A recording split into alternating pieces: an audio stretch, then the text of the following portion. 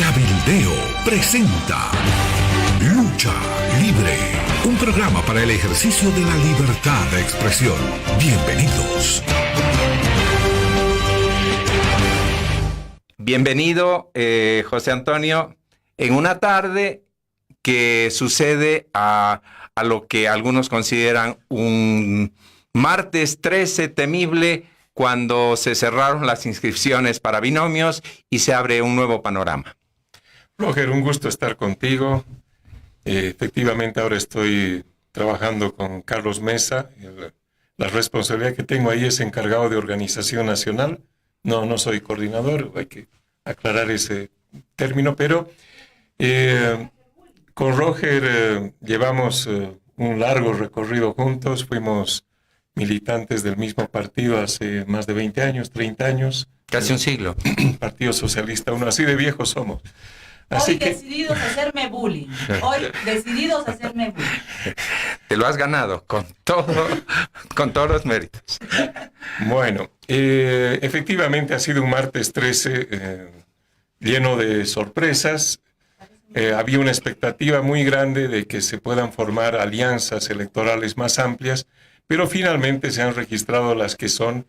Y yo veo que hay cierta coherencia y una explicación que la gente puede terminar de entender claramente de por qué se han conformado de esa manera y no de otra las opciones que ahora están vigentes.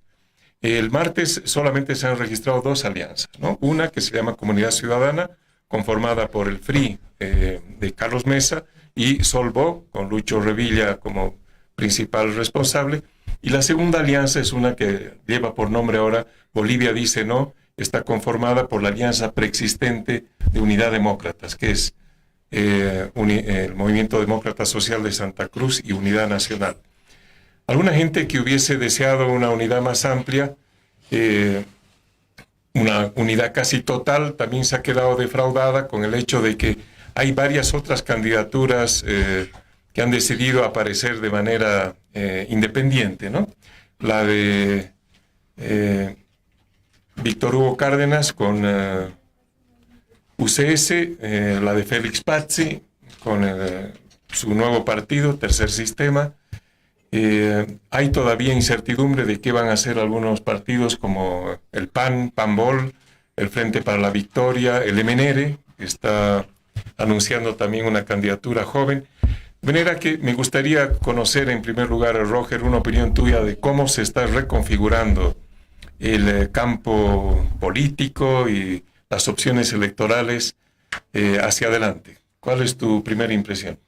Mi primera impresión es que he encontrado en los medios masivos de difusión en la mañana de hoy un innecesario y enorme flujo de lágrimas refiriéndose precisamente al problema. No se unieron todos, el MAS va a ganar y ese tipo de cosas, lo que revela, por un lado, una falta de información importante y con ello un vacío significativo que han dejado los medios de difusión precisamente porque esta historia no acabó.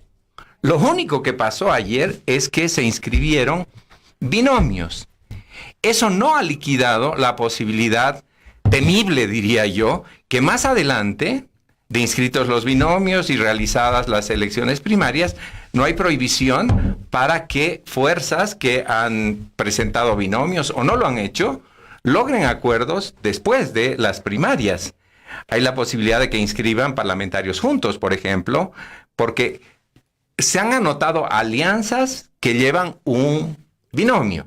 Algunas ni siquiera eso, Roger. Está bien. Hay partidos como el MNR, por ejemplo, y otras posibilidades que no se han anotado. Entonces, no hemos terminado de conjurar el terrible riesgo de que la política boliviana vuelva a sus cauces y dentro de 3 meses, 2, un tiempo X, quienes se dijeron estar separados y con visiones distintas, concurran al mismo certamen de jaloneos por bancas, por espacios y todo ello. Las falsas noticias, entonces, y esta sensación de que algo tremendo ha pasado, corresponde más a una mala información, a un vacío de información y de interpretación de la ley vigente y de las maniobras que lleva adelante el régimen a través de ella. Sí, mira, es bueno precisar que lo que se ha registrado el 13 son las alianzas electorales, exclusivamente. No se han inscrito binomios. Eso va a ocurrir hacia fines de noviembre de este mes. Hasta el 8 de diciembre. Claro, por ejemplo, hay mucha incertidumbre y expectativa de quién va a ser la persona que acompaña a Carlos Mesa, pero en el caso de Demócratas y Unidad Nacional han inscrito la alianza, pero aún todavía ellos no han definido si van a presentar un solo binomio, si van a ir a unas primarias competitivas con más de un binomio, 2 o 3. Ese panorama puede darnos algunas sorpresas porque una de las posibilidades era deslegitimar las elecciones primarias si es que cada alianza o partido presenta un solo binomio. En ese caso uno puede preguntarse qué sentido tiene ir a unas elecciones primarias donde cada partido o cada alianza lleva un solo binomio, ¿no? En el fondo no es una verdadera elección y por lo tanto es ser un argumento adicional para impugnar la ley de organizaciones políticas en ese aspecto. Pero si al menos una de las alianzas va a llevar 2 o 3 binomios en una competencia interna, obviamente la ley queda también legitimada en ese sentido, ¿no? Este procedimiento de las elecciones primarias creo que sí puede complicarle la vida al frente que opte por esa posibilidad, porque en una primaria, y creo que el sistema político boliviano no está preparado para primarias, ha sido pillado en curva por la aprobación de esta ley y el adelanto del proceso electoral.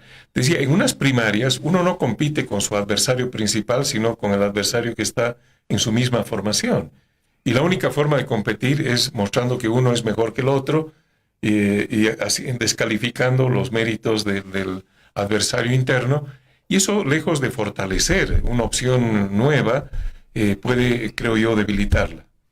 Claro, y hablando de descalificación, junto con esta fase, que una vez más lo subrayo, no ha aclarado prácticamente nada, no descalifica la posibilidad de nuevos entendimientos que se den, inclusive después una fuerza que ha hecho su primaria con 1, con 2 candidatos, no importa, podría decidir no llevar su binomio y aliarse, llegar a un acuerdo con otra. Entonces, aquí poco menos no se ha decidido verdaderamente nada. Y el riesgo que tenemos en Bolivia, para mí, el principal riesgo, es que el viejo sistema de partidos completamente anquilosado, carcomido, vuelva a encontrar una ruta para encontrar camino para el fracaso. Y cuando hablo del viejo sistema de partidos me refiero, en primer lugar, al MAS, que soporta al régimen, pero también a su inútil, parapléjica oposición, que fue incapaz de lograr un solo triunfo que frenara al régimen. Las veces que el régimen tuvo que retroceder fue por iniciativa ciudadana, por movilización social, demostrando que este régimen, lejos de ser un régimen de los movimientos sociales, a quien más teme es a los movimientos sociales. Es un régimen aliado con dirección de organizaciones sociales. Pero hablando de lo que es de la última frase, esto de las descalificaciones, el MAS, a través de su candidato y hoy jefe de Estado, está señalando, ha elegido el martes 13 también para, entre el lunes y el martes 13, ha decidido tratar de generar la tónica que gobierne esta fase de las elecciones. De una manera, ese intento que plantea el jefe de Estado es convertir esto en un concurso de machos alfa que lleguen tirando cosas, insultando a los demás, en una forma que yo diría recuerda más a una competencia de pandilleros de la calle que a una verdadera discusión de los proyectos de país, lo que nos da una pista de que hace rato el MAS perdió proyecto de país y hasta ahora no conocemos los proyectos de país que necesitamos para una fase, la que se abre a partir del año próximo, con o sin campaña, que va a ser más complicado que los 13 años precederos. Mira, Roger, unos matices al comentario que tú haces.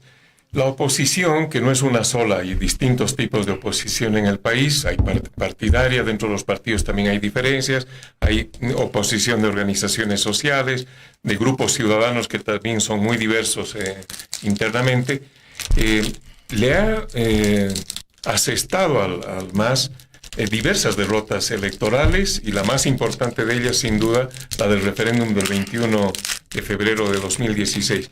Pero creo que no son irrelevantes las victorias que ha tenido la oposición partidaria en gobernaciones y municipios que antes estuvieron bajo el dominio del MAS, o en plazas donde tiene una militancia muy fuerte, donde, por ejemplo, Evo Morales lograba la primera mayoría, pero perdía en la elección de gobernador o de alcaldes, ¿no? Es el caso de lo que ha pasado en La Paz. En La Paz, el MAS no tiene ni la gobernación, ni la alcaldía del Alto, ni la alcaldía de la ciudad de La Paz. Ha perdido la gobernación en Tarija, la gobernación en Santa Cruz, un montón de municipios que no están bajo su control. Entonces, no es que todo lo que ha hecho la oposición sea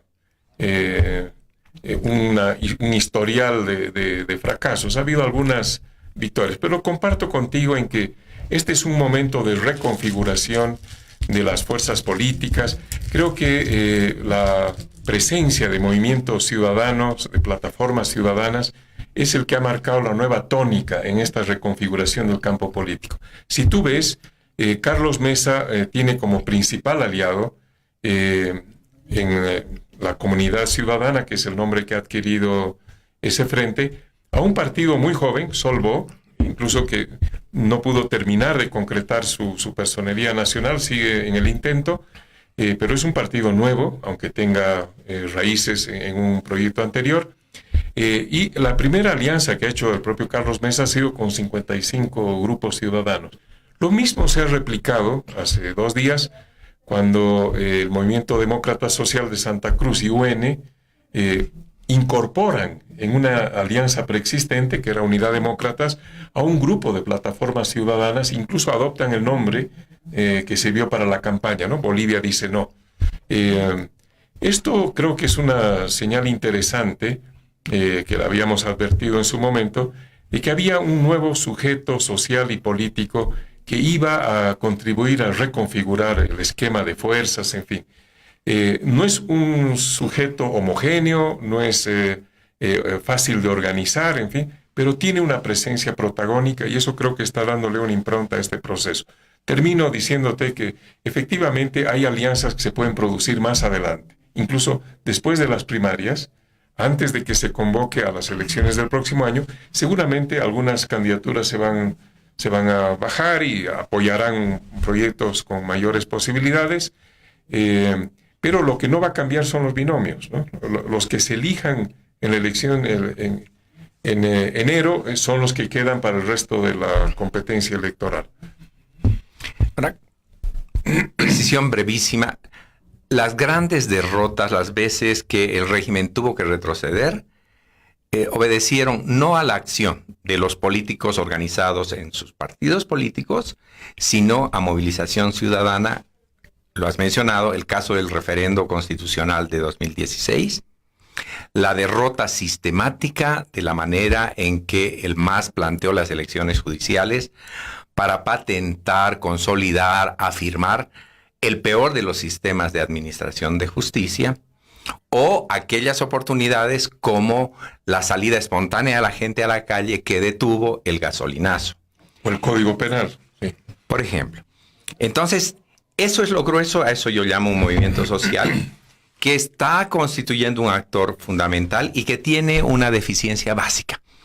Es principalmente hasta ahora el conjunto, esta movilización social, que tiene como expresión momentánea a plataformas, colectivos, en fin, que tal vez en su conjunto y en ciertos momentos lo reflejan aproximadamente, pero no son lo mismo. Esta gran movilización social espontánea tiene cuerpo principalmente en las ciudades, y se requiere que sus alianzas con indígenas y con el campo se fortalezcan. Han existido algunas explosiones campesinas, el caso de Ayacachi, por ejemplo, o la rebelión de los cocaleros yungueños, que muestran la posibilidad de que esto ocurra para algo que es esencial a tomar en cuenta en la próxima elección. Yo estoy convencido que la única forma en que se puede y se debe derrotar al régimen que está guardando una serie de haces, de cartas ocultas, para en caso de verse obligado a un repliegue, tratar de hacer una contraofensiva brutal, se requiere tener un triunfo electoral de gran magnitud.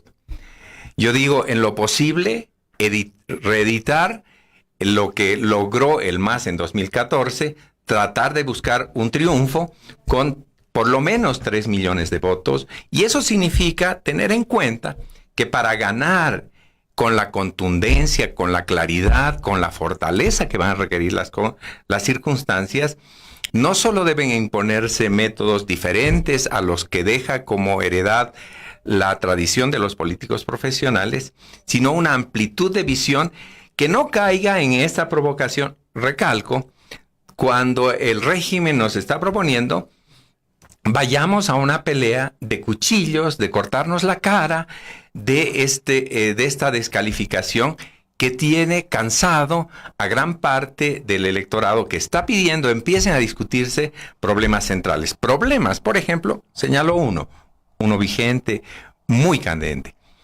La gran ofensiva de colonización, de avance, de devastación de nuestros grandes parques y reservas naturales. Tucavaca es lo último, y allá el pueblo de Roboré hizo escuchar su voz, pero lo mismo está ocurriendo en Madidi, donde hay una fuerte presión de los sectores corporativos aliados al MAS para extender las actividades de minería ilegal. El Tibnis, cuyos ríos que debían ser las venas para que llegue la sanidad, la educación, los médicos, las provisiones, son hoy día conquistados, según testimonio que yo he recogido personalmente, son conquistados por lanchas y embarcaciones de los empresarios que se dedican a elaborar cocaína para exportarla junto con la que llega al Perú. El caso de Tariquía y varios otros lugares. Esos son los temas que tocan a nuestro inmediato futuro, al cambio de matriz productiva, y que con esta actitud de macho que tira los vasos e insulta que está desarrollando el gobierno, intenta marear la perdiz y oscurecer, además de sus juicios bastardos llenos de mañas, intenta oscurecer lo que realmente nos interesa y lo que tenemos que conocer y discutir. Estoy de acuerdo contigo, Roger, y creo que ese es uno de los motivos por los cuales es imperioso a estas alturas cambiar de régimen, ¿no? El MAS tiende a comportarse, ahora que progresivamente se vuelve una minoría electoral y una minoría como fuerza social en las calles, se tiende a comportarse como un grupo de choque, ¿no? Como una pandilla de camorreros. La expresión del presidente Morales hace 2 días contra Carlos Mesa es totalmente impropia de un jefe de Estado, ¿no? Parece más de, no sé, el jefe de los marqueses o algo que uno podría escuchar en una taberna en el Lampa, ¿no? Del Lampa. Eso de que el insulto que le hizo a Carlos Mesa al declararlo un corrupto y maleante, ¿no? En fin, sin aportar ninguna prueba, además simplemente como un exabrupto de, como tú lo llamas, un macho alfa, un jefe despótico, ¿no? Que puede dar plazos, además de que en 24 horas quiere pruebas, como arrogándose de funciones de la fiscalía y tal. Bueno, no solo el abuso de poder, la manipulación de la justicia, como hemos visto en estos casos de supuesta investigación que está haciendo el Parlamento, sino las otras razones de fondo que tú has tocado, ¿no? Todo el tema del manejo de los recursos naturales, de la biodiversidad de nuestro país, de la preservación de los parques nacionales, la protección de los territorios indígenas. Es decir, si hay algún régimen que ha vulnerado esos espacios, es justamente el gobierno del MAS. Y lo que está ocurriendo, mencionaste el caso de Roboré, podríamos mencionar varios más, ¿no? Por ejemplo, en el Amboró hay asentamientos ya no de cocaleros, sino de fabricantes de cocaína, muy bien asentados. De vez en cuando entra la policía, atrapa o destruye algunos laboratorios, sale, pero normalmente es un territorio al margen de la fiscalización de los órganos del Estado, en fin. Entonces, mira, a mí me ha gratificado mucho que el programa que se ha presentado, que hemos presentado como Comunidad Ciudadana, justamente toca estos temas y les da una prioridad central. Se plantea que el nuevo Estado, el que se construye a partir de 2020, tiene que garantizar los derechos de las personas, de los pueblos y de la naturaleza, ¿no? Y por lo tanto se plantea una serie de pactos, unos pactos con la gente, pero también una especie de pacto con la naturaleza. No podemos vulnerar la base vital en nombre del desarrollo, en nombre del crecimiento del PIB, en nombre de llenar las arcas del Estado con los ingresos de la explotación de recursos naturales.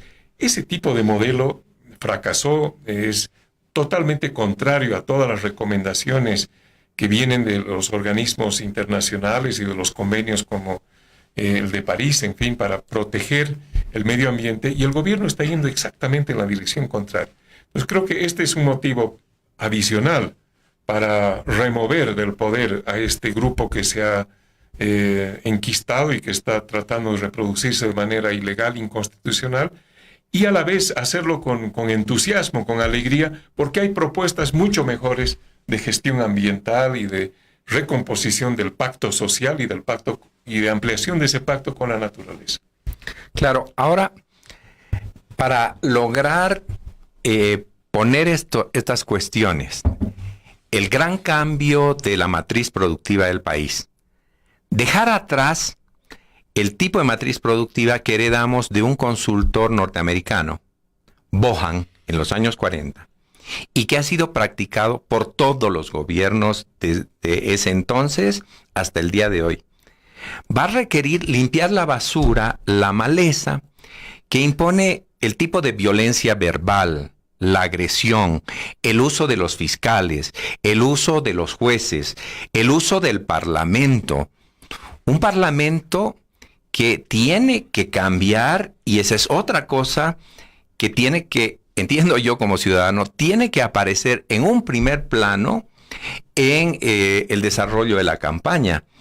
Yo quiero ver, antes que las caras ultraconocidas, aburridas del conjunto de los candidatos, quiero ver los nuevos parlamentarios realmente de mente amplia, formados, una organización política, un frente, una coalición, un partido, lo que fuere. Una agrupación ciudadana que, en vez de mostrarme machaconamente en la televisión la cara de su candidato, me muestre qué esfuerzos está haciendo para educar a unos parlamentarios que sepan investigar, que se mantengan firmes ante sus convicciones antes que a las promesas de lealtad con los jefes, como lo que existe actualmente. Porque si algo hemos de deplorar es que esa expectativa que se abrió con la Asamblea Legislativa allá en 2006 y en las otras elecciones, con muchos colores, muchas vestimentas, supuestamente plurales, se convirtió en monótona y aburrida, porque sigue siendo el eterno destacamento al mando de un jefe. Ahora, la oposición partidaria ahí presentó lo contrario. Unas comparsas que le han dado al MAS, aparte de sus 2/3, le han regalado casi un 20% de sus bancadas, que han sido compradas, que han sido cooptadas, y que además nos avergüenzan porque son parlamentarios que se pelean por una vocalía, por un auto, por una secretaria. Eso tenemos que dejar atrás, y necesitamos un parlamento realmente fuerte. Cuando el régimen, en la etapa de descomposición que vive, tiene un jefe que, al mismo tiempo que violento, actúa como un niño. Se ha construido un shopping. Eso que hay en la Plaza Murillo, que se llama casa, no es una casa, ni del pueblo ni de nadie. Es un mall. idéntico a los de Miami, donde además el jefe juega con sus juguetes nuevos, 1, 2, 3 helicópteros. Su subjefe, el que le sigue, hace una tremenda mala utilización de esos aparatos y se muestra como un padre amoroso.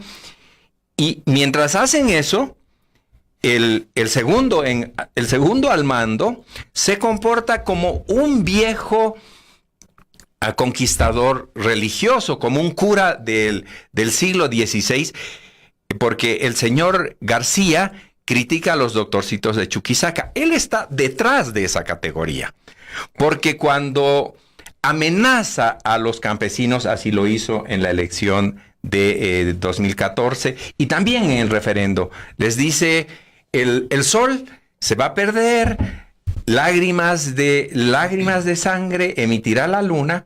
Se está comportando como un cura ignorante, malicioso, de la peor forma de colonialismo, al mismo tiempo que el jefe está convocando a convertirnos casi en un grupo de tipo prehistórico, que si no lo seguimos a él estamos perdidos. Y hay que imponer detrás de todo eso, yo creo que con sonrisa y menos acartonamiento, ¿no? Porque lo que merece eso es burla y al mismo tiempo presentar propuestas que nos muestren que es posible otro país.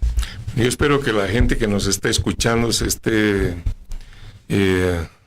divirtiendo tanto como lo estoy haciendo yo, Roger, porque tu andanada de adjetivos es algo realmente proverbial y creo que se los merece todos.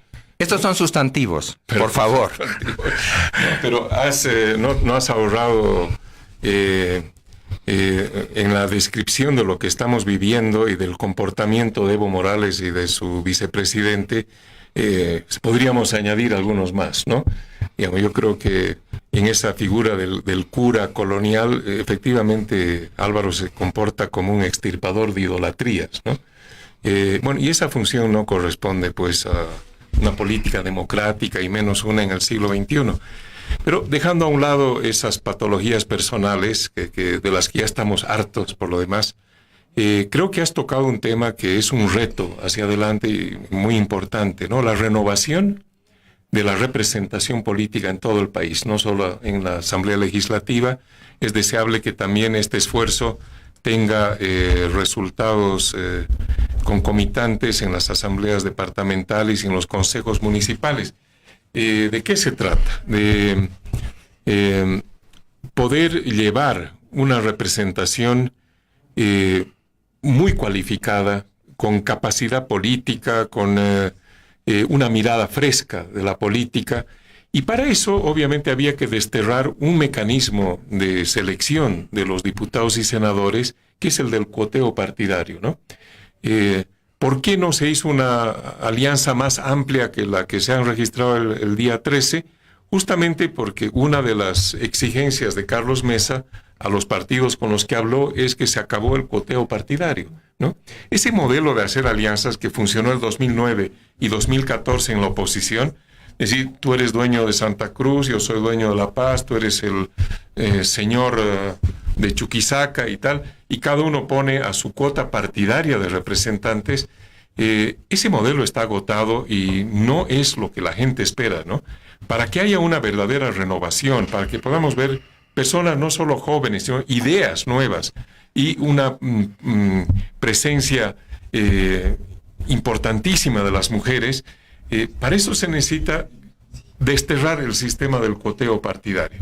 Bueno, al menos en la opción en la que estoy trabajando, que es la de Carlos Mesa, esa es una opción que es clarísima y por eso nuestro principal esfuerzo en este momento es aglutinar en un modelo muy flexible, muy horizontal de participación a grupos ciudadanos, a organizaciones sociales, en fin, que quieran participar en este proceso de renovación.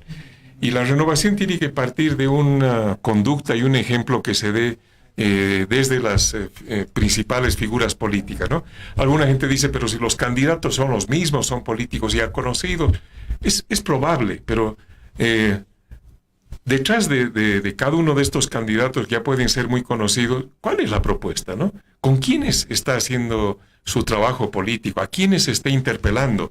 Eso es lo que hay que ver, Roger, y yo creo que espero que la Asamblea Legislativa que salga de esta elección el próximo año sea realmente distinta a la que hemos tenido en todos los años previos.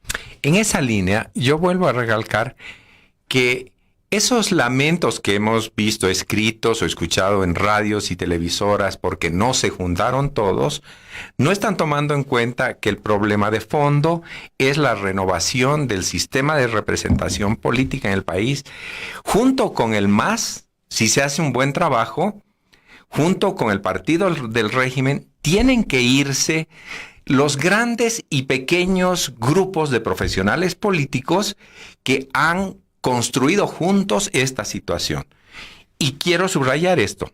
Ejemplo, si el MAS hoy día tiene 2/3 de la Asamblea Legislativa, más casi 3/4, se debe a la completa falta de comprensión de la situación histórica y política del país en 2014, cuando prácticamente todos los jefes políticos apostaron otra vez con esa actitud de charro medio chispeado y con pistolas y lo demás. Yo te gano, pues sí, hermano, en fin, que vas a ver, me trago la corbata y voy a dar una sorpresa. Cuando lo que se estaba jugando allá era el número de parlamentarios. La oposición necesitaba colocar cuando menos 40%. Ahora es distinto. No solo debe colocar 40%, debe buscar 2/3, quien le gane a Evo Morales en la Asamblea, y además debe buscar una presencia que permita hacer las enormes tareas que hay que llevar adelante. Ejemplo, la justicia. ¿Qué vamos a hacer con una justicia que está convertida exactamente en lo contrario de lo que se espera de ella? Es decir, de administradora de justicia se ha convertido en un inspector, en un administrador de trampas e injusticias.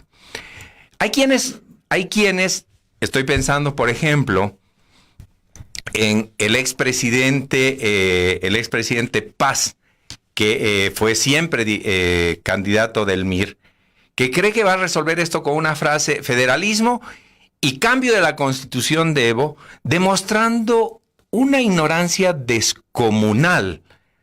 Porque lo que él llama la constitución de Evo es la constitución más deliberada, más discutida, más participativa de toda la historia del país, y el comportamiento de la administración de Evo frente a esa constitución ha sido de traición, olvido y pisoteo. Y él trata de explicarse de que el problema sería que se escogen, que se ha introducido la elección de jueces. Hay mucha gente, entiendo que tú no estás de acuerdo con la elección de jueces, pero creo que hay que prestar la atención al problema de fondo que se da aquí y en países donde no se eligen altos magistrados. Estados Unidos, por ejemplo, no se elige altos magistrados. Se eligen fiscales, se eligen algunos jueces también. Pero, ¿qué hemos visto en Estados Unidos con el caso del señor Kavanaugh? Este magistrado para la Corte Suprema que tiene un sistema para quedarse toda la vida allá, sin posibilidad de rectificar los errores o delitos que lleve adelante desde ese puesto, y con un sistema de complicidades entre los parlamentarios que lo eligen y la Corte Suprema. Aquí una propuesta para cambiar la justicia, yo creo que tendría que pensar en romper esa dependencia para hablar de una justicia autónoma. Yo creo que el mecanismo de que sea el Parlamento el que seleccione antes de la elección popular, porque si de algo yo estoy orgulloso en la historia boliviana general y reciente, es la actitud sagaz del elector boliviano, que en la elección judicial justamente rompió los planes del MAS. ¿Cómo vamos a hacer esto? Yo diría, tenemos que romper el hecho de que ningún juez le deba a ningún parlamentario el haber sido seleccionado. Habría que limitar los mandatos y hay que someterlos a un control nuestra Constitución habla de un control social completamente mal interpretado en la Ley de Control Social. Entonces, estas tareas son las que hay que empezar a resolver y mostrarlas con toda claridad e imponerse sobre ese ruido enorme, infernal, que, lo repito, va a tratar de hacer esta campaña de descalificaciones, de insultos y de falsedades. Estoy de acuerdo, Roger. Has marcado 2 o 3 puntos que son los centrales en una agenda de futuro. Uno es cambiar la representación, ¿no? Se necesita una renovación y una cualificación, porque las tareas del próximo Parlamento van a ser de mucho mayor calado, ¿no? La responsabilidad que se pide a los parlamentarios a partir de 2020 tiene que devolver a la Asamblea Legislativa 2 cualidades que ha perdido bajo el régimen de partido único que ha querido imponer el MAS, ¿no? Una es la función legisladora y otra es la fiscalizadora, ¿no? No ha habido fiscalización, no hay una sola interpelación a los ministros de Evo que haya prosperado, ¿no? Todos han salido aplaudidos por la bancada del MAS, en fin. Perdóname, creo que podemos ponerle no una palabra, sino un signo a lo que hizo la Asamblea Legislativa en materia de fiscalización. ¿Qué signo vas a proponer? ¿No es cierto? Sí. Es justo. Sí, exacto. Entonces, necesitamos un órgano legislativo que cumpla su función. Respecto al partido de gobierno que se vaya a instalar el 2020, necesitamos que haya fiscalización, ¿no es cierto? De sus propios parlamentarios, sus propios parlamentarios, y que haya la posibilidad del disenso y del debate, y que no en todas las votaciones la gente vote por plancha completa y tal, ¿no? Porque eso distorsiona la función de ese órgano del Estado.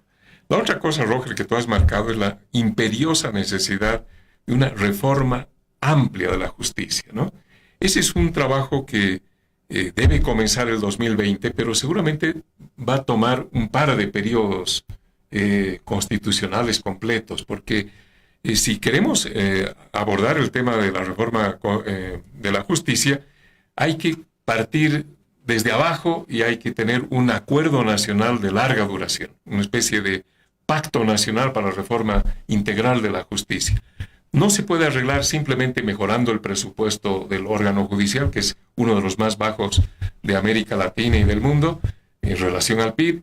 No basta suprimir la elección por voto popular de los magistrados, sino y tener ahí un consejo ciudadano o cualquier otra figura que se elija para seleccionar, al menos transitoriamente, a un elenco de magistrados que no solo sean idóneos, sino sean profesionales muy competentes. Y hay una serie de otras reformas, desde el sistema universitario, el Consejo de la Magistratura, que se tienen que ir haciendo progresivamente, pero sin demora a partir de 2020. Hemos hablado ya de la necesidad de un cambio en el modelo, en el patrón de desarrollo extractivista. Esa también es una urgencia nacional. Entonces, cambio y transición energética, cambio en el modelo de desarrollo. Tú decías, desde el Plan Bohan hasta hoy día, más o menos se ha aplicado el mismo esquema de desarrollo, ¿no? Con la diferencia, algunos ratos más Estado, otros ratos más mercado, digamos, y ahí se ha llevado toda nuestra atención. Sí, y por otro lado has mencionado, digamos, una de las cualidades de la actual Constitución, que es su cualidad garantista, ¿no? Ninguna Constitución en la historia de Bolivia reconoce tantos derechos. Bueno, a eso hay que acompañar también con un reconocimiento de deberes, porque otorgar derechos sin deberes produce unos desequilibrios muy fuertes. Pero, ¿cuál es el problema? Que esos derechos, en su mayor parte, no están garantizados por el Estado, ¿no? El Estado no tiene las instituciones ni los recursos para hacer cumplir los derechos reconocidos por la Constitución, comenzando por los derechos indígenas, ¿no? Es decir, si hay un régimen que ha vulnerado los derechos indígenas, es el actual, que en nombre de lo indígena y tal, ha creado una maquinaria perversa de carácter corporativo para perseguir a toda la forma de disidencia social, indígena, en fin, que no le sea favorable a su proyecto de poder. Y no hemos mencionado esto, y te invito a que lo hagamos en los minutos que nos quedan, Roger, porque estamos hablando mucho de la oposición, de sus limitaciones y de sus enormes posibilidades hacia adelante, pero ¿qué pasa con el MAS? Es decir, a mí me preocupa que, siendo el MAS el partido más grande de Bolivia, el que tiene un anclaje social más eficiente, no esté acompañando este proceso de reforma del sistema político, en fin. Por ejemplo, si el MAS aprobó esta ley de organizaciones políticas, aprobó el adelanto del proceso electoral, está de acuerdo con las primarias, ¿por qué no lleva en competencia un binomio y realmente hace unas elecciones verdaderamente primarias dentro del MAS, ¿no? Porque de otra manera, ¿para qué han aprobado esta ley? ¿Para qué han creado la figura de primaria si el partido que ha promovido o que ha apoyado mayoritariamente esta ley en el Parlamento no va a cumplir con esa posibilidad, ¿no? Pero no les des ideas, porque en realidad, si te pones a pensar, claro, habría el una MAS sorpresa muy linda si el MAS lleva dos binomios. puede llevar 2, 3 o 5, pero dadas las características de organización que tiene el MAS, que es una dependencia absoluta del conjunto de los cuadros, donde se obedeció de una sola vez cuando el sacerdote, o cura más bien, que oficia de vice, dijo, se acabaron, no hay aquí librepensadores, ahí terminó todo. Puede llevar a 3 o 5 candidatos y sabemos que si lo hicieran, sería una gran comedia. El fondo de lo que tenemos que ver es que, aparte de la crítica al régimen, necesitamos exigirnos enamorar realmente al país, y no lo vamos a hacer si no recuperamos la historia del país. Y la historia del país es que, como la historia de la Constitución, cuando el país visualiza un problema, se pone a participar. Esta debería ser una fase deliberativa donde los partidos o quienes llevan candidatos deberían tener la generosidad, la amplitud de decir, miren, nos encontramos con estos 3 problemas y tenemos algunas soluciones. Les pedimos, nos ayuden, participen, discutan con nosotros en elaborar soluciones. Queremos tener los mejores parlamentarios, plantéennos mecanismos y nosotros nos abrimos a recibir a candidatos a parlamentarios. Nos planteamos hacer una escuela, alguien que sea serio, que diga, voy a cambiar las bancadas.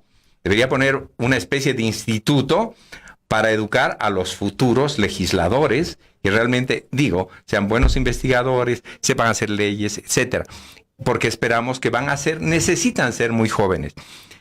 Tenemos que poner preguntas, como por ejemplo, un ciudadano ha dicho, el problema de la justicia, por ejemplo, puede empezar a resolverse tomando en cuenta algo.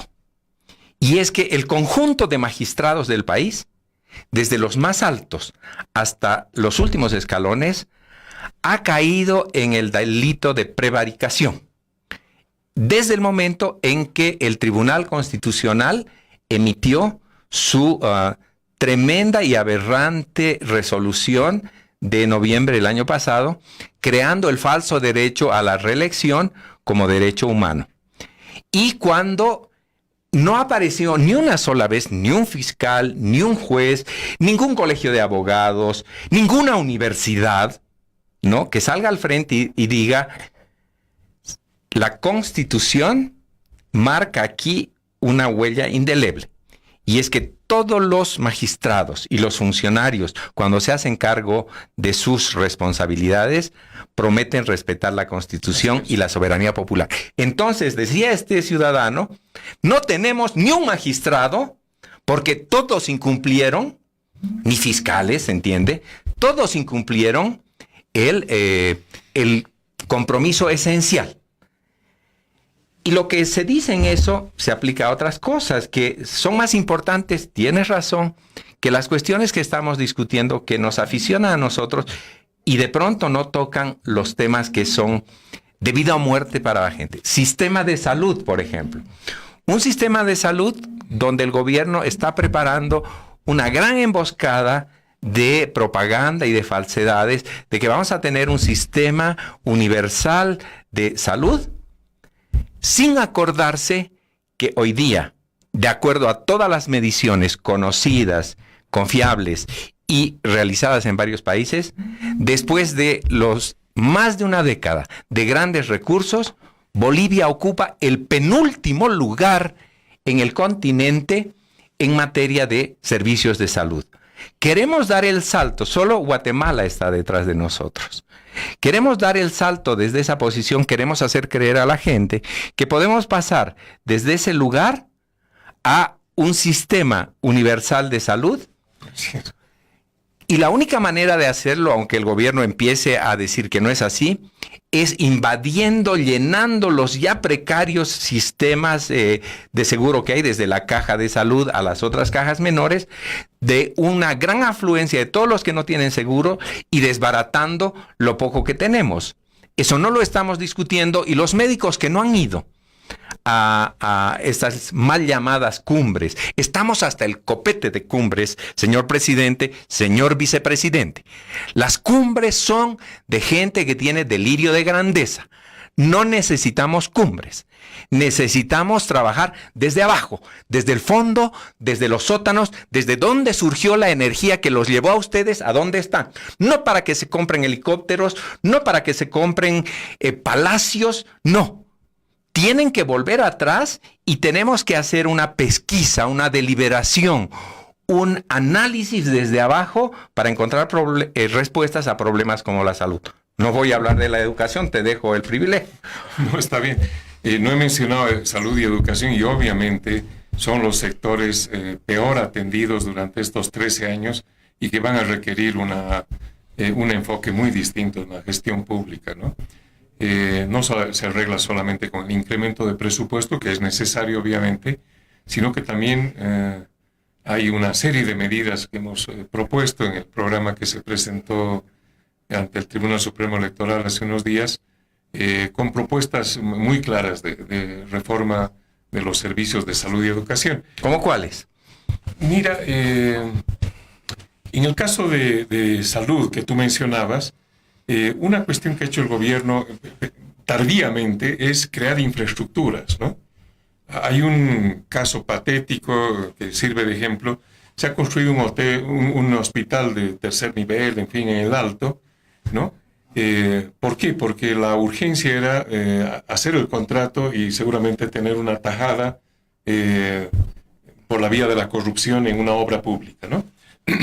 Pero, dos, no se previó el equipamiento. Entonces, cuando resulta que un año o dos después deciden equipar ese centro, los equipos no entraban por las puertas que habían diseñado, porque los que hicieron la instalación de obra civil no estaban conectados con el personal de salud que les podía decir, mira, un quirófano se necesita meter máquinas de este tamaño o equipos de este tamaño, en fin. Han tenido que demoler puertas, abrir ventanas adicionales, en fin, y muros para poder equipar. Una vez equipado el centro, tampoco hay el personal especializado que pueda atender eso, ¿no? Porque el personal de salud no solo es insuficiente, sino que en muchos casos no está preparado para hacer la gestión en estos nuevos espacios. Entonces, bueno, ya nos advierten de que tenemos pocos minutos. Creo que le podemos dedicar una sesión completa al tema educación y salud. Roger, donde hay necesidad de atender de manera muy urgente las necesidades de la gente, y son aspectos en los cuales creo que hemos tenido el peor desempeño. Pero yo quería volver, para cerrar esto, ya que la mayor parte de nuestra intervención ha sido sobre el tema político y la representación, en fin, quería volver sobre un tema que lo hemos dejado colgado, y es la pregunta que te hacía sobre qué está ocurriendo en el MAS y qué debería hacer el MAS para acompañar esta transición hacia un nuevo régimen, ¿no? El MAS va a seguir siendo un actor importante, y yo creo que más allá del tema de las primarias que hemos hablado, podría tomar esto también como una oportunidad para replantear su programa, replantear su esquema de alianzas con organizaciones sociales, el modelo de dominio corporativo, ¿no?, que ha funcionado a través de la prebenda, de crear clientelas electorales sin ningún control. Tú has dicho, ¿no? Está en la Constitución contemplada la figura del control social, y el MAS se ha ocupado de hacer que eso no funcione, ¿no? Entonces, a mí me gustaría ver un proceso de reforma interna del MAS. Claro que el liderazgo de Evo Morales y de Álvaro García no lo van a permitir, ¿no? Pero tal vez después de una derrota electoral contundente, hay oportunidad de que dentro del MAS también comiencen a preguntarse cuál es el destino de esa organización política que va a seguir siendo gravitante.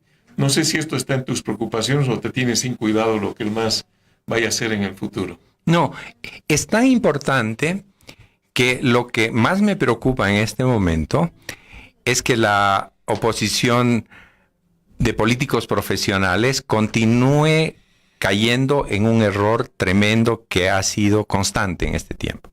Y es subestimar a ese 60% de bolivianas y bolivianos que votó por el MAS. Yo creo que la única manera de ganarle al MAS es respetando profundamente a quienes votaron por el MAS, tuvieron sus razones, hay que entenderlas, hay que conectar con esas razones, hay que hablar en su lenguaje. No se puede seguir descalificando todo lo que hizo el régimen, hay que mostrar de manera concreta aquello que la gente aprecia y mostrar los límites de aquello y los riesgos que se han abierto. Y solo con esa actitud de profundo respeto, de comunión con ese electorado, será posible atraerlo y no generar lo que quiere el MAS en caso de que pierda, generar un ambiente de cuasi guerra, porque el MAS lo que va a tratar de hacer es que gane a alguien con una careta tipo Macri, digamos, que traiga aquí promesas y acciones de ajustes estructurales, de devaluaciones, de despidos y toda esa cosa, esa pesadilla que el pueblo boliviano no quiere saber. Entonces, quien pueda ganar debe tener la sensibilidad, el conocimiento histórico y el respeto de ese pasaje histórico y de que ha llegado el momento de ir hacia adelante. Estoy de acuerdo, Roger. Creo que ya estamos sobre la hora. No sé si quieres hacer tu despedida. Hazla por favor por los dos. Bueno, pues espero que los temas que hemos debatido hoy hayan sido de interés para la gente que tiene la paciencia de escucharnos, y creo que hemos podido plantear sobre la mesa una visión más equilibrada, menos lastimera respecto a cómo ha quedado conformado el esquema de alianzas y de posibles candidaturas. Yo soy optimista, creo que lo que está ocurriendo en el campo político, lejos de llevarlos al desánimo y tal, se abre una oportunidad muy interesante. Yo quiero verlo como una oportunidad de transformación del sistema político y estamos trabajando en ese empeño. Hay necesidad de definir cuestiones de un programa colectivo, ¿no?, que se debe elaborar de manera participativa, y ahí tú has tocado temas fundamentales, Roger, de reforma de la justicia, salud, educación, como dos de los grandes campos en los cuales es imposible pensar en los otros, que también son muy importantes, que es cambio de la matriz productiva, cambio de la matriz energética, en fin. Son retos gigantescos y esperemos que el sistema político pueda estar a la altura de la demanda que nos plantea la sociedad boliviana. ¿Será hasta pronto? Una palabra, más que optimista, yo soy entusiasta porque creo en esa creatividad de este pueblo que puede resolver problemas, lo ha hecho y lo va a seguir haciendo. Hasta pronto entonces, adiós. Cabildeo presentó Lucha Libre, un programa de opinión que se transmite de lunes a viernes. Gracias por su sintonía.